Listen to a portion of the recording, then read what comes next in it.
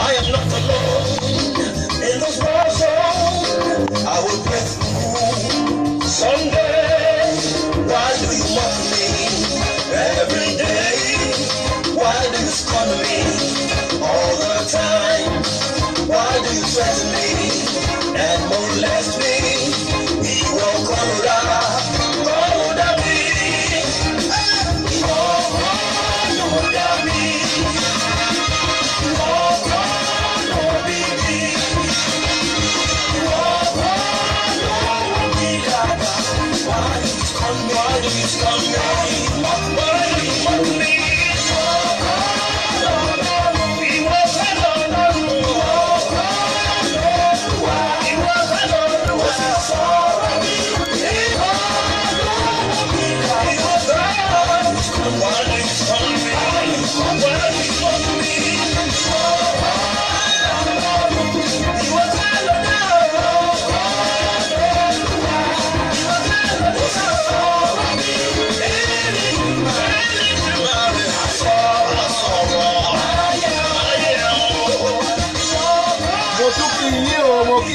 káàbọ̀ sórí ètò lónìí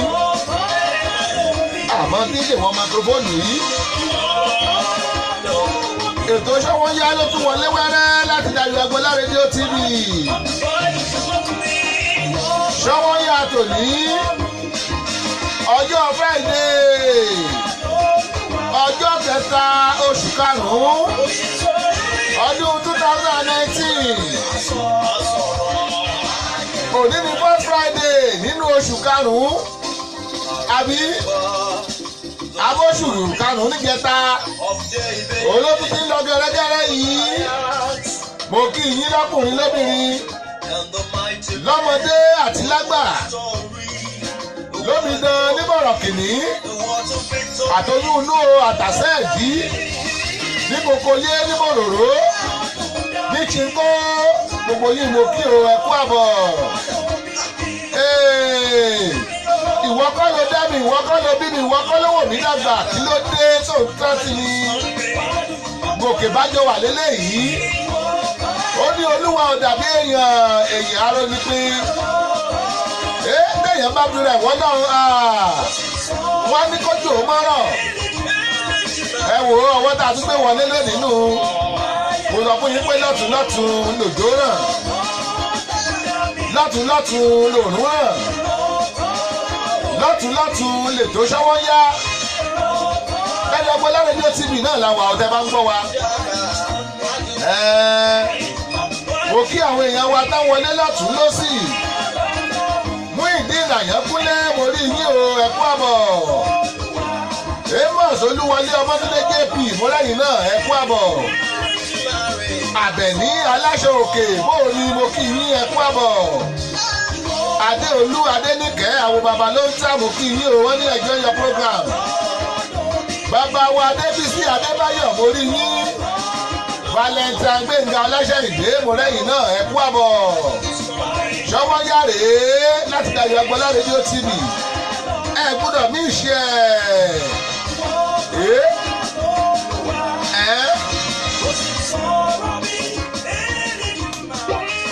Pásítọ̀ Máyọ̀wá ọjà mọ́ ọ̀rẹ́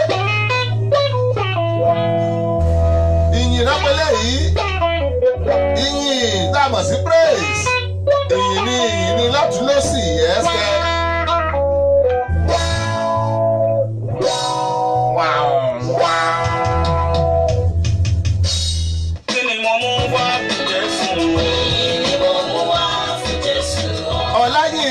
Ọlábí Michael Maka Spicy tó ta lẹ́nu ẹ kú àbọ̀ sórí ètò. Maka Spicy bò ní. Kí la mú wá bólúwa ìyìn la mú wá. Nothing but praise. Kábíyèsí alágbára ńlá ìyìn la mú wá jọ.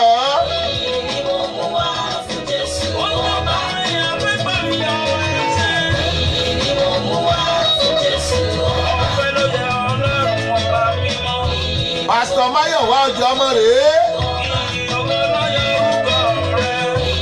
Ìyìn ọba ẹ.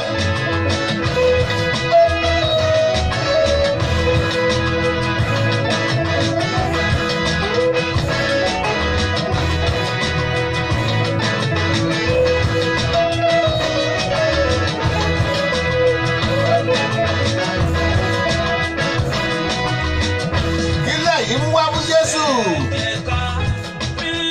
Ń wá fọ́ ìkẹ́nà níbẹ̀.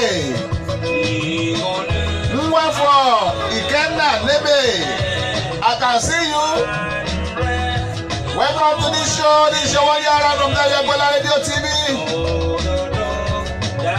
We are bringing live to the world from Abalota Digital Studio right here in Baltimore.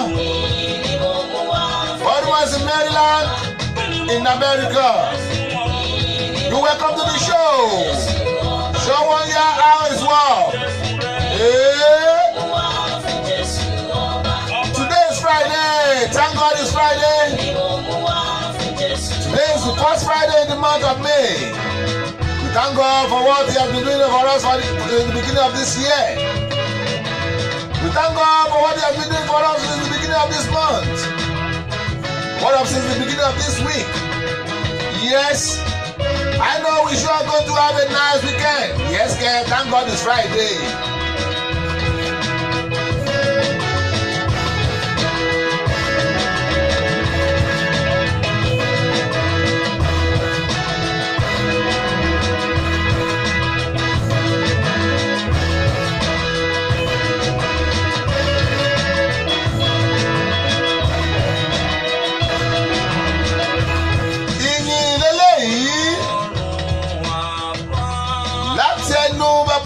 Pastor Mayowa Ojomo ẹmọ enjoyment ẹ.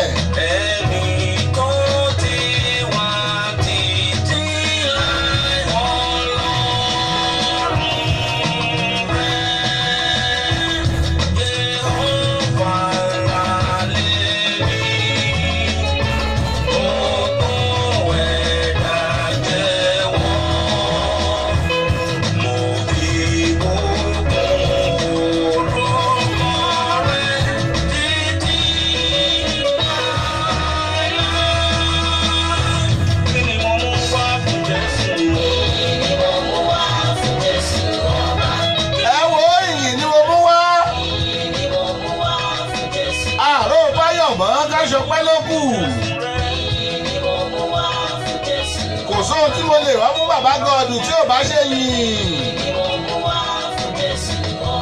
Ìyìn rèé o, alágbára ńlá. Ìyìn rèé o, adọ́padà tìbí òkè. Ìyìn rèé o, ọba mímọ́ tó sọ ayédèdílé. Bàbá tèmi tó sọ àtẹ̀dọ́jà. Ìyìnrere.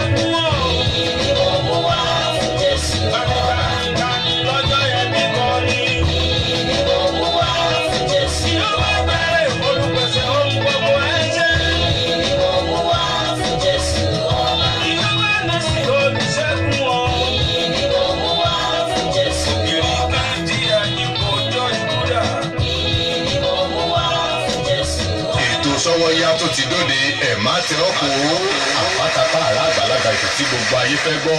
Ṣọ́wọ́nyá ti dóde o. Ṣọ́wọ́nyá ti dóde o. Ẹ wá ń kọ fìdílé tàbí kẹ̀kẹ́ fìdílé kọ̀ǹkọ̀ǹkọ̀ǹkọ̀ǹ. Ṣọ́wọ́nyá ti dé. Torí tòní àtúndùn tó dá gbọ́ngbọ́n akọ́sí yìí. Ṣọ́wọ́nyá ti dé. Bẹ́ẹ̀ni o, ẹkú lélà kára lé ẹ̀rì wá ní ti rọ̀nà. Ètò àgbọ́dúnú tó mọ́wọ́ iṣẹ́ yàtẹ̀ tí ń retí. Ṣọ́wọ́nyá. Bí bàbá fẹ́ sọ̀rọ̀ níkànnì yìí, Dayọ̀ Agboola rédíò TV láti ọjọ́ ajé Monday títí di ọjọ́ ẹtì Friday. Agogo ọ̀sán ni nílùú Amẹ́ríkà, 2 alẹ́ ni ní Nàìjíríà, agogo 6 ìrọ̀lẹ́ ni nílùú United Kingdom. Béèyàn bá mísì tó Ṣọ́wọ́nyá lọ́jọ́ kan bí ẹni fi ìbọn sọ ògiri gbígbẹ ni. Ṣọ́wọ́nyá pẹ̀lú Sami Dayọ̀ Agboola ní Dayọ̀ Agboola rédíò TV. Ẹ ò gbọ́dọ̀ ní ìṣe ẹ̀. Ẹ wá ń kọ fìdílé tàbí kẹ̀kẹ́ fìdílé kọ̀ǹkọ̀ǹkọ̀ǹkọ̀ǹ. Ṣọ́wọ́nyá ti dé. Torí ètò ní àtọ́dún ó dá gbọ́ngbọ́n akọ́sí yìí. Ṣọ́wọ́nyá ti dé. Down now. Ó bínú o, ẹ má bínú. Ọ̀dà ń gbà wọn. Ó wá dojú ẹ̀. Erisi company in America, everybody call it Pleasant Services. You better call them for the game plan. Pleasant Services, they will plan your event more than your expectation. Decorating services are wonderful. Ká má tiẹ̀ wá sọ tàdárí ètò. Alága ìdúró tàbí alága ìjókòó. Ẹ ti lọ wá pàjù. Má bambari ibẹ̀ tí wọ́n á ní wípé kò sóúnjẹ adúláwọ̀ tẹ́tẹ́tẹ́ ò ní rí. This is Pleasant Services. Wọ́n ṣáàjì pè sórí nọ́mbà wọ̀nyí. +14436 534434 tàbí +14437 608578. In Pleasant Services. Oh my God, orí ẹ wà níbẹ̀. Call them for the game plan.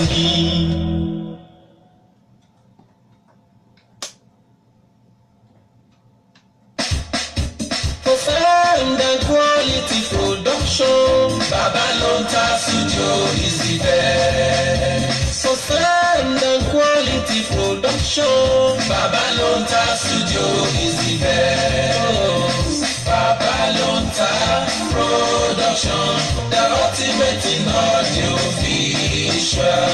Babalonta Production, the ultimate in audio visual. Yes, so you can't argue with the pros. Studios are many, but the best one is few. Babalonta Digital Studio for your recording, demo CD, mastering, marketing and promotion, and also live band performance, season DJ, videographer, photographer, master of ceremony, music consultant. Reach Sami Dayọ̀ Agboola on agboola.dayo68@gmail.com or visit our website www.dayoagboola.com. Telephone +1443 760 8578.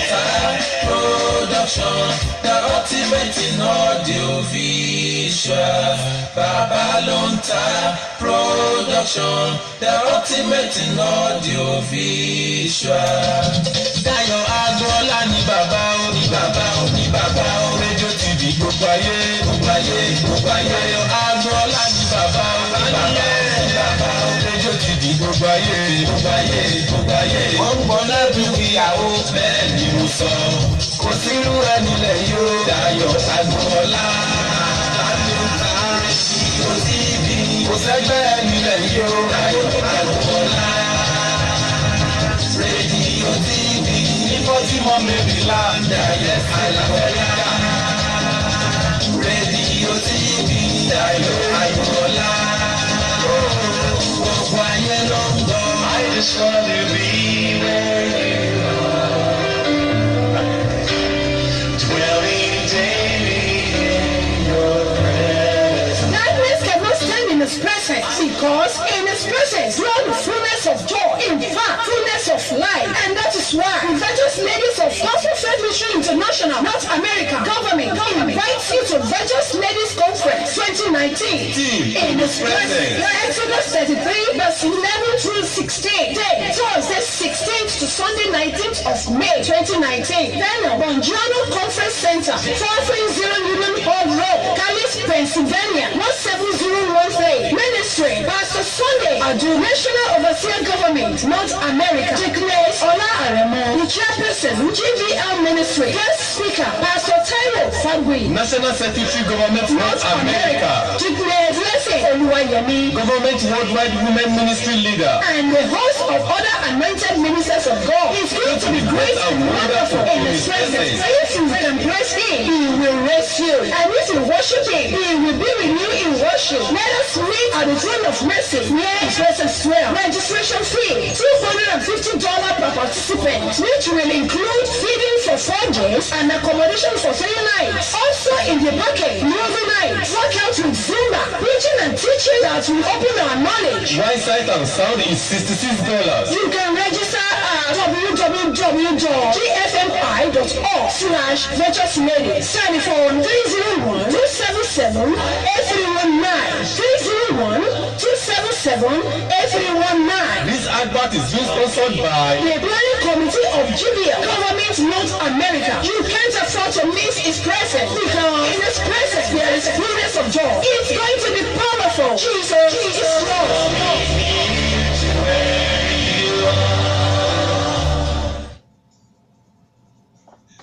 Dayo Agbola Radio TV. You can join us on Facebook at these pages: Babalonta, Dayo Agbola Radio TV, Sammy Dayo Agbola, Dayo Agbola Media Diamond, and also you can download our radio app on Google Play Store. Subscribe, watch, and like our TV channel on YouTube. Just type Dayo Agbola and you are ready to roll. Babalonta Digital Studio, Baltimore, Maryland, America. Telephone +1443 760 8578. Dayo Agbola Radio TV, the ultimate in audio visual. Ẹ̀fún mi máa lànà fún mi, ẹ̀fún mi máa lànà fún mi. Ẹ̀fún mi máa lànà fún mi, ẹ̀fún mi máa lànà fún mi. Orin lẹ̀bùn mi, eléré ni mí. Adẹ́rìn kò sónú mo jẹ́ mo lè fi dùrù dára torí ẹ̀bùn mi ni. Ẹ̀fún mi máa lànà fún mi. Ẹ̀bùn mi my dear, fantastic program. Àgbọ́túngbọ́ ètò bá bá ètò alárinrin. Ìtẹ́ ò ti máa sọ alábàápàdé. Oríṣiríṣi ẹ̀dá tó lẹ́bùn tó ń lo ẹ̀bùn nínú ayé ní gbogbo ọjọ́ ajé Monday àti ọjọ́ ẹtì Friday ní Dayo Agbola Radio TV. And 5 p.m. upcoming artists can also come on the program to show their gift. Àǹfààní lálẹ́lẹ́yìí fún gbogbo àṣẹ̀ṣẹ̀. Èdìdì ẹlẹ́bùn tó fẹ́ kí gbogbo ayé rí ẹ̀bùn òun ní Dayo Agbola Radio TV. Agogo 5 ìrọ̀lẹ́ ni yóò máa wáyé ní gbogbo ọjọ́ Monday àtọjọ́ Friday. Ọ̀pọ̀ ló lẹ́bùn tó jẹ́ wípé wọ́n fi ń fọṣọ pọnmi bálẹ̀ dáná nínú ilé ìdáná kó má bàa wá rí bẹ́ẹ̀. Ìwọ upcoming tó ń gbọ́ mi yọjú sí wọn lórí ètò ẹ̀bùn mi. My gift ó wà ní DSC. Omi alágbàbọ̀rọ̀ gidi yúgbáyúgbá. Ẹ gbà bẹ́ẹ̀. Ẹ̀bùn mi máa lànà fún mi. Ẹ̀bùn mi máa lànà fún mi.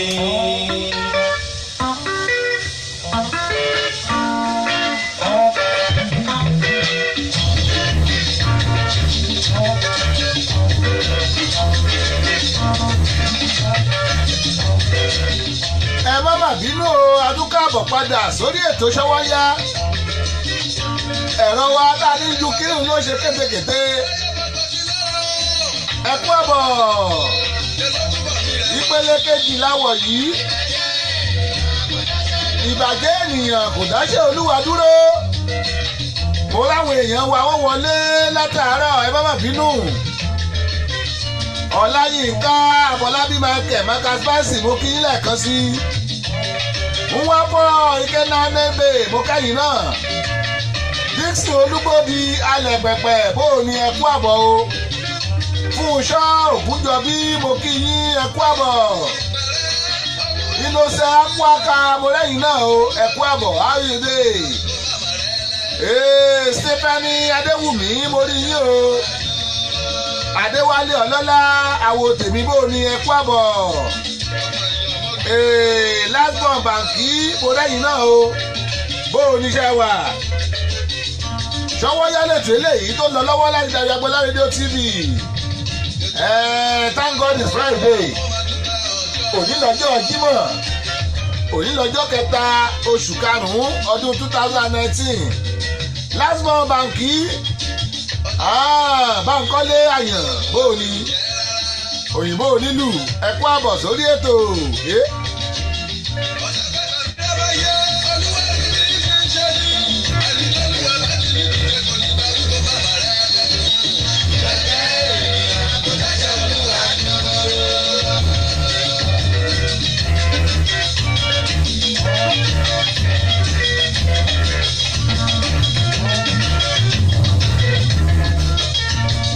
bá wojú aago yín lọ́wọ́ tá a wà yìí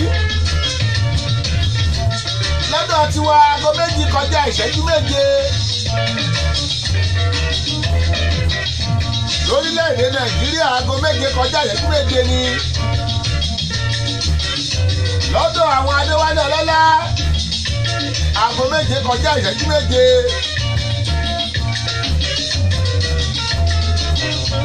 News Presenter síbẹ̀ aago kan kọjá ìṣẹ́jú méje ni mo kí yín bẹ́ẹ̀ ṣe ń wọlé mo kí yín lọ́mọdé mo kí yín lágbà ìyá àti Tósìn Oyètúnjí mo rí yín o ẹ kú àbọ̀ ẹ wò ó ọ̀rọ̀ mímọ́ látòrí ìtẹ́ lónìí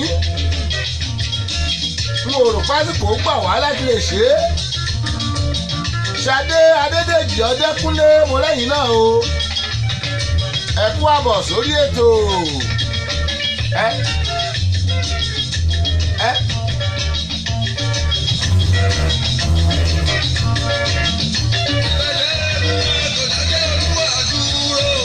ìbàjẹ́ ènìyàn kò dáṣẹ́ Olúwa dúró.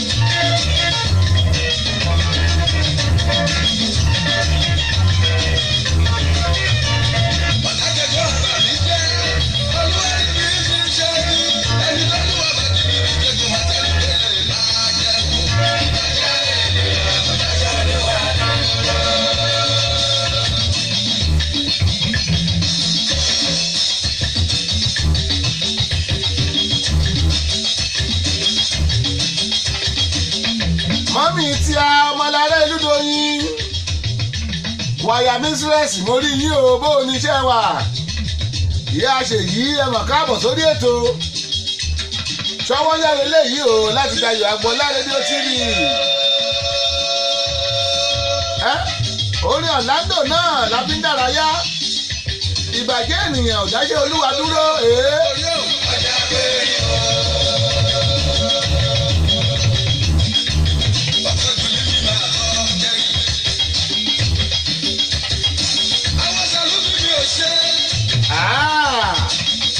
ó ṣàpòrípòrí ó kọjá bẹ́ẹ̀.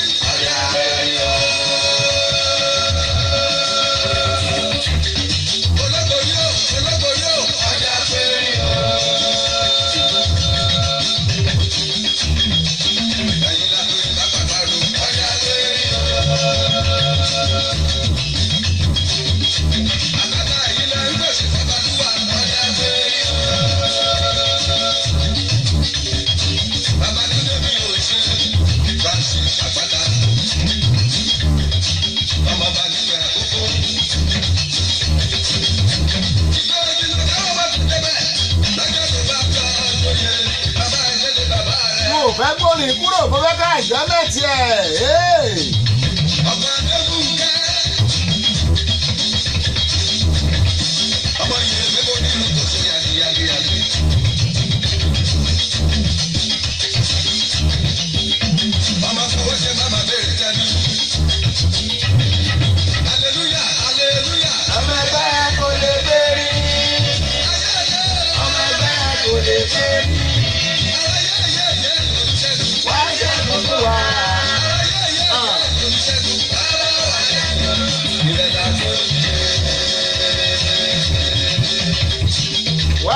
ṣẹ́gun wá ṣẹ́gun fún wa ìwọ la gbójúlé.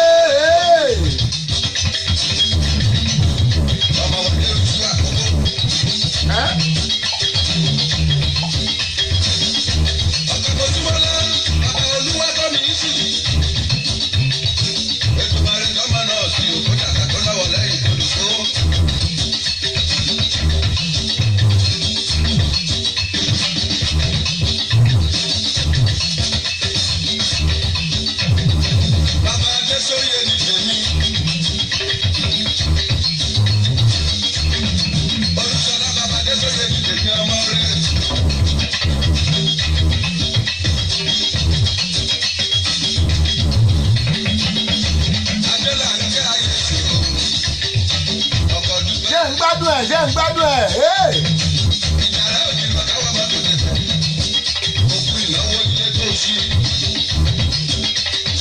Ìkàrẹ́ òjìnà a lè gbẹ́rẹ̀ lọ́gán. Ajá wa ò yá gbéra.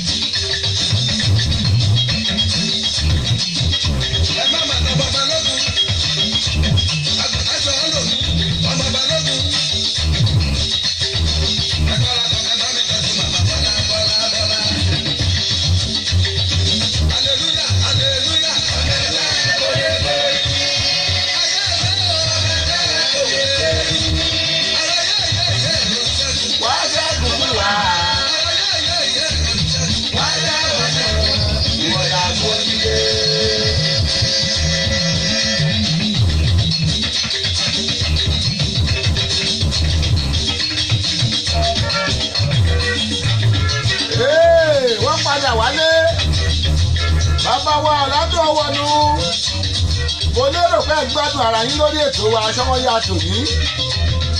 Ẹ wò ó nírọ̀lẹ́ òní. Ẹ pàdé wa lórí ètò wa ètò yìí ni My Gift ẹ̀bùn mi. My Gift ẹ̀bùn mi.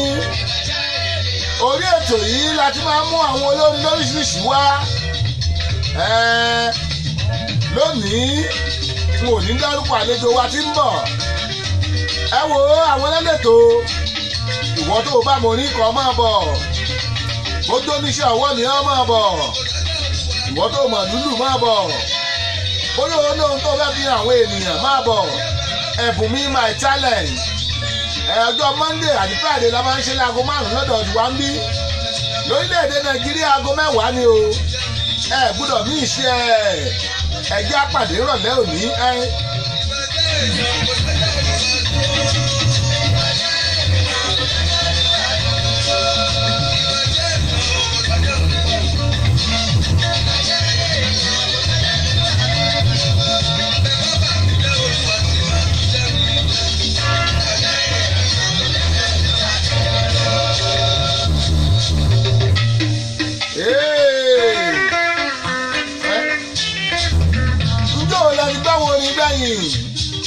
ẹni pé mo fi lára balẹ̀ mojú ọkọ dáadáa torí pé wíkẹ̀ndì bẹ̀rẹ̀ náà nu òpin ọ̀sẹ̀ a ti bẹ̀rẹ̀ wíkẹ̀ndì náà nù ayin.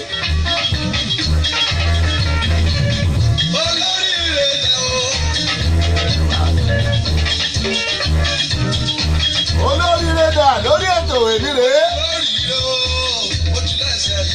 olóríire dà ẹ jájọ rìnrìn àjò lórí ètò Ṣọ́wọ́nyá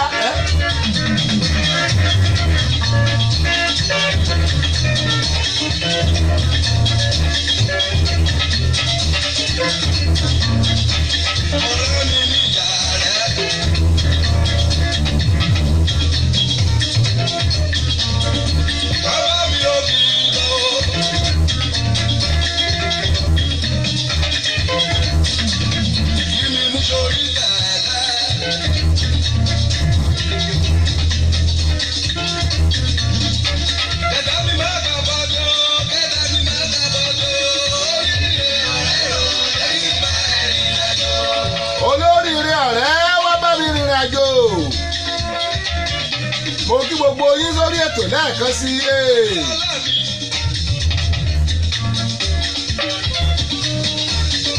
olóríire kó máa bá wa rìnrìn àjò kèrègbè tó mọ́ padà lẹ́yìn odò olóríire máa tẹ̀lé mi kèrègbè tó mọ́ padà lẹ́yìn odò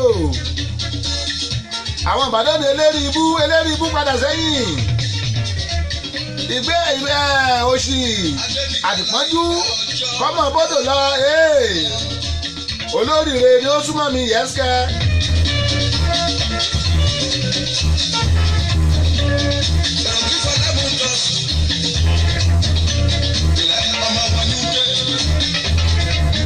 àgbàlódé láyé fẹ̀sọ̀ rí o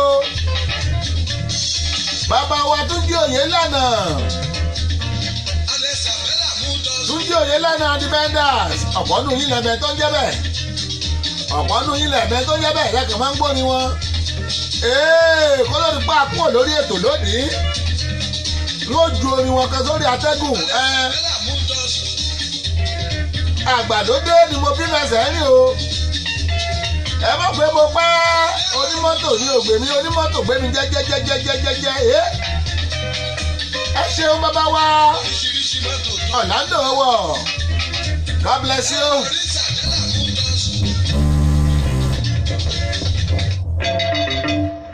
ohun tó máa ń dùn mí lónìí wọn ni pé bẹ́ẹ̀sì wọn pọ̀ ó lè ya spíkà. àgbàlódé ìwé mẹ́sàn-án àgbàlódé.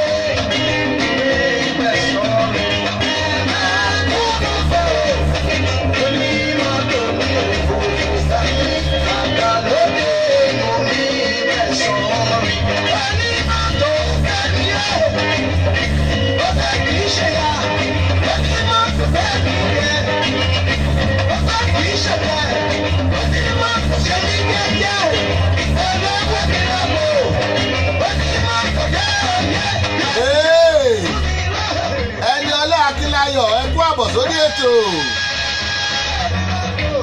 bàbá wa rèé Túnjí Oyèlànà Defenders àgbàlódé ni mo yẹ fẹ̀sọ̀ rìn gbogbo kì í ṣe yà pé mo dàgbà kì í yẹ yà ìtumọ̀ ẹni.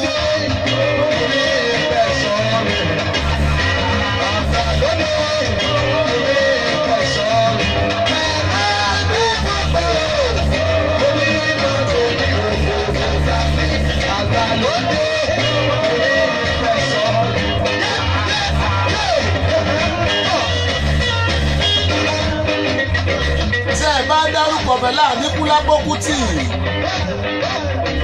tẹ̀ ń dárúkọ Julius Èkémọdé ẹ máa dárúkọ Túnjí Oyèlànà àwọn táti kọrin táti fi instrument ṣe nǹkan nù ẹ̀ gbọ́ ẹ̀rí páwọn orin yàtọ̀ sórí tẹ̀ ń gbọ́ láyé sí yẹn gbogbo àwọn instrumentalist yẹn kọ́ wọ́n ti lọ àwọn tòde òní ò kọ́rú àwọn instrument báyìí mọ́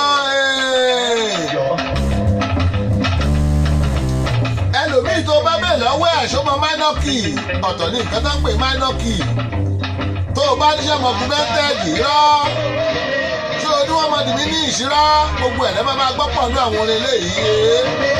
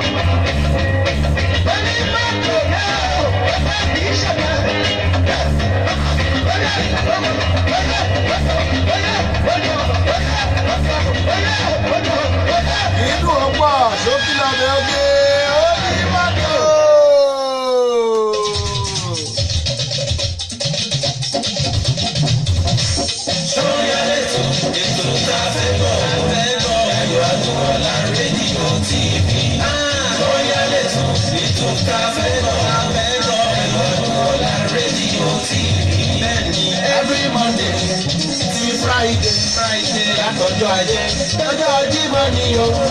Sórí ẹlẹ́sùn ètò tá a fẹ́ gbọ́ Ayọ̀ Agboola rédíò TV. Sọ́yà yìí o ètò tó lóyún ládùn lówó ọjà kájẹ́bù kájẹ́ olówó ọjà tàbó kókó ẹgbẹ́ Ayọ̀ Agboola sọ́rí nọ́mbà rẹ̀ +444-376-085-78. Sọ́yà lẹ́sùn ètò tá a fẹ́ gbọ́ Ayọ̀ Agboola rédíò TV.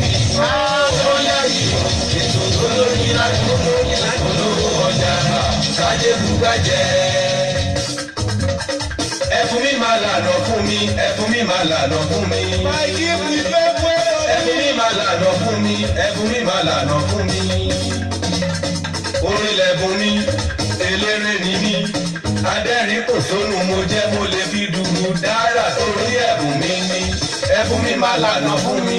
Ẹ̀bùn mi fantastic program. Àgbọ́túgbọ́ ètò bá bá ètò alárinrin. Ibi tẹ́ ó ti máa ṣalábàápàdé oríṣiríṣi ẹ̀dá tó lẹ́bùn tó lo ẹ̀bùn nínú ayé ní gbogbo ọjọ́ ajé Monday àti ọjọ́ ẹtì Friday. Ní Ayọ̀ Agboola Radio TV. Time 5 p.m.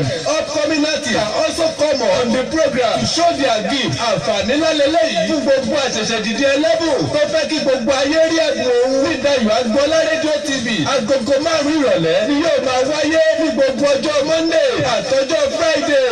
Ọ̀pọ̀ ló lẹ́bùn tó jẹ́ wípé wọ́n fi ń fọṣọ pọnmi. Bálẹ̀ dáná nínú ilé ìdáná kó má bàa wá rí bẹ́ẹ̀. Ìwọ upcoming tó ń gbọ́ mi yọjú sí wọn lórí ètò ẹ̀bùn mi. My gift ó wà interesting. Omi alágbàbọ̀rọ̀ gidi yungbayungba. Ẹ gbà bẹ́ẹ̀. Ẹ̀bùn mi máa lànà fún mi. Ẹ̀bùn mi máa lànà fún mi. I just wanna be where you are. Dwelling Darkness cannot stand in His presence, because in His presence dwell the fullness of joy. In fact, fullness of life. And that is why the Virtuous Ladies of Gospel Faith Mission International, North America government, invites you to Virtuous Ladies Conference 2019. In His presence, Exodus 33, verse 11 through 16. Day, Thursday 16th to Sunday 19th of May 2019. Then Bongiorno Conference Center, 430 Union Hall Road, Callis, Pennsylvania, 17013. Ministry, Pastor Sunday, Adu, National Overseer Government, North America. Dickness Ola Aremo, the Chairperson, GVL Ministry. Guest Speaker, Pastor Tyro Fagui, National Secretary Government North America. Dickness Lese Oluwayemi, Government Worldwide Women Ministry Leader. and the host of other anointed ministers of God. It's going to be great and wonderful in His presence. If you can praise Him, He will raise you. And if you worship Him, He will be with you in worship. Let us meet at the throne of mercy near His presence dwell. Registration fee, $250 per participant, which will include feeding for 4 days and accommodation for 3 nights. Also in the package, movie night, workout with Zumba, preaching and teaching that will open our knowledge. Wine sight and sound is $66. You can register at www.gfmi.org/Virtuous Ladies. Telephone 301-277-8319. 301-277-8319. This advert is being sponsored by The Planning Committee of GBL, Government North America. You can't afford to miss His presence, because in His presence there is fullness of joy. It's going to be powerful. Jesus is Lord.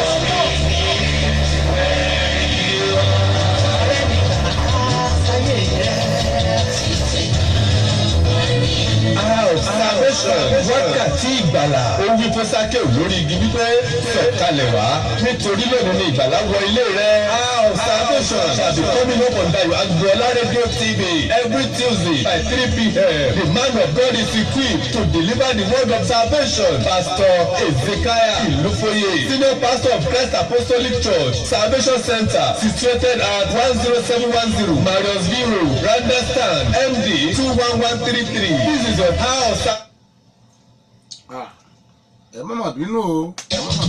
Ayọ̀ Agboola ni bàbá o, ni bàbá o, ni bàbá o. Radio TV gbogbo ayé, gbogbo ayé, gbogbo ayé. Ayọ̀ Agboola ni bàbá o, ni bàbá o, ni bàbá o. Radio TV gbogbo ayé, gbogbo ayé, gbogbo ayé. Wọ́n ń gbọ́ lẹ́bí ìyàwó bẹ́ẹ̀ ni mo sọ. Kò sí irú ẹni lẹ́yìn o. Ayọ̀ Agboola.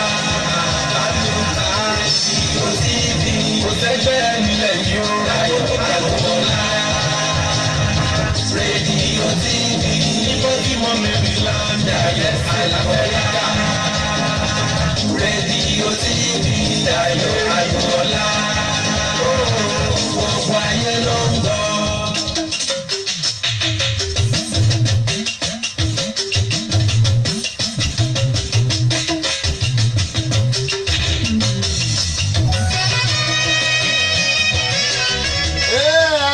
Sípele tó kẹ́yìn lórí ètò Ṣọ́wọ́nyí àtọ̀sẹ̀ yìí, lórí ètò Ṣọ́wọ́nyí àtòní, orin tẹ́ ń gbọ́ yìí Àràmídé Àìná Òṣùkọ̀yà òun ló kọrin eléyìí.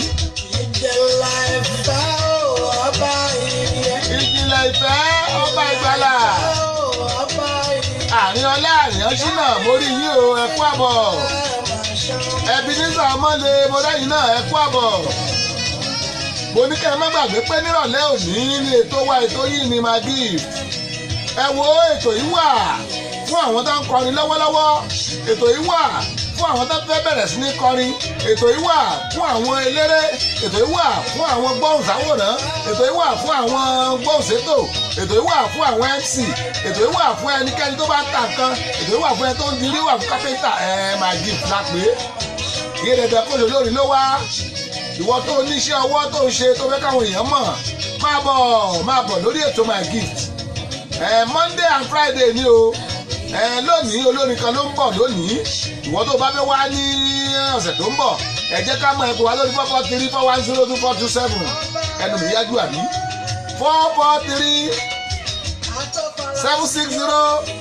443-760-8578. Ìtẹ́ máa pè wá sínú tàbí 443-410-2427. Bọ́sẹ̀ Adédèjì mórí yín bẹ́ẹ̀ yé wọlé o, ẹ kú àbọ̀. Ètò Ṣọ́wọ́nyá náà ló ń lọ lọ́wọ́lọ́wọ́. Ṣọ́wọ́nyá eléyìí ẹ gbọ́dọ̀ mí sí ẹ̀. Àdúgbò bá yẹn máa join pọ̀ lórí ètò talent mi, ẹ̀bùn mi my gift. Ẹ kàn sí wa o, ẹ pè wá lórí aago. A máa fún yín ní slot. Ẹ jẹ́ ká jọ sọ̀rọ̀. Ẹ jẹ́ àmọ̀ tẹ́ǹtà. Àràmídé eléyìí.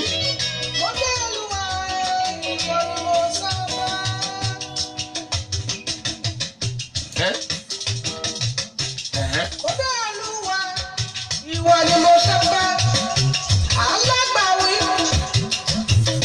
ẹ̀gbọ́rọ̀ nílò, wàá gbọ́rọ̀ ayé mi rò, jàre wàá gbọ́rọ̀ ayé mi rò, alágbàwí mi, alágbàwí mi.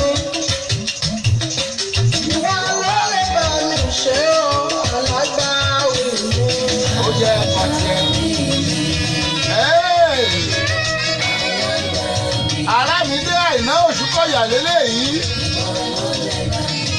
Alágbàwí mi bí o bá mi dé rèé o, alágbàwí mi.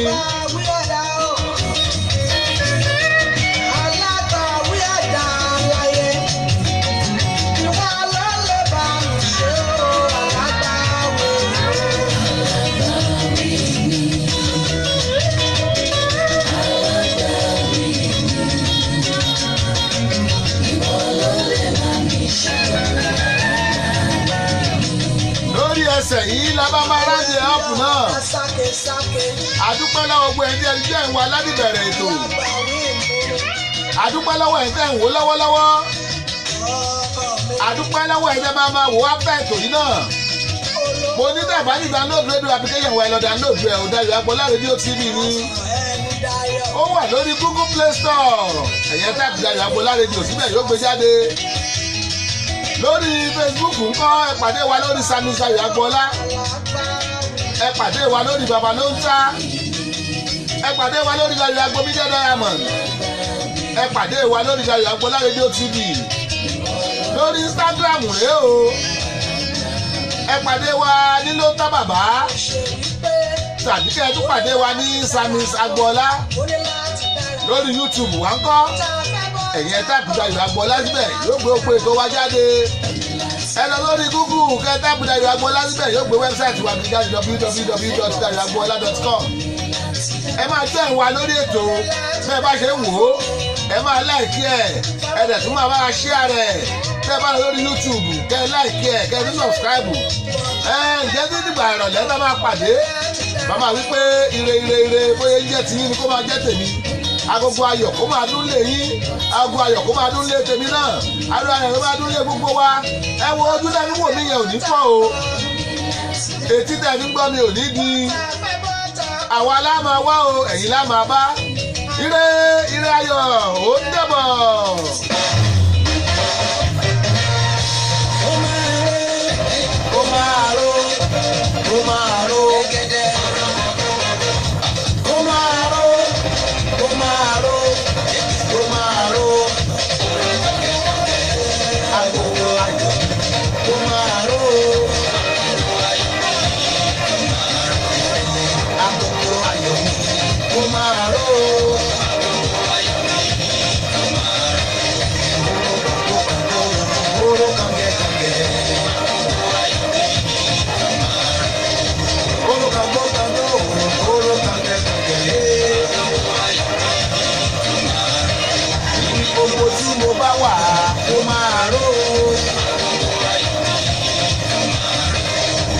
Orílẹ̀-èdè Amẹ́ríkà ó máa ró.